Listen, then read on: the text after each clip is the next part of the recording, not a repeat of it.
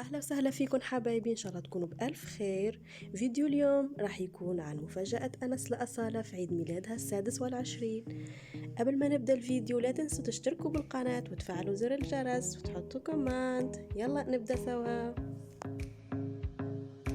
أصالة إن شاء الله تكونوا بخير. اليوم هو يوم مختلف لأنه هو اليوم عيد ميلاد أصول ال26.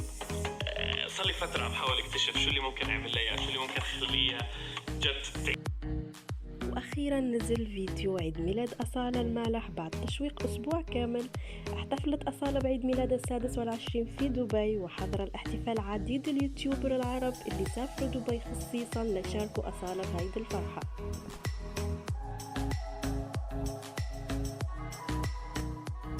وبعد آخر فيديو نزل تبع جنس المولود في برج خليفة، توقع الجمهور إنه راح يكون حفل ضخم، بس أنا صرح قبل أيام إنه راح يكون حفل بسيط، لكن في الواقع هي مفاجأة كانت رائعة وضخمة. مثل ما بتشوفوا في الصور، الاختلاف إنه ما حدا عملها هاي الفكرة في العالم العربي، وهي فكرة جديدة. حضر أنس 26 مفاجأة لأصالة وفرحت كتير وعجبوها، منهم تصوير أغنيتها الجديدة وجاب لها كمان فنان ملحم زين. وانتم يا أحلى متابعين اكتبونا بالتعليقات هل الحفلة عجبتكم أو لا. بالمناسبة بدي أقول لأصالة عيد ميلاد سعيد وعقبال إن شاء الله ل100 سنة. هلأ رح أترككم مع أحلى الصور بعيد ميلادها. باي.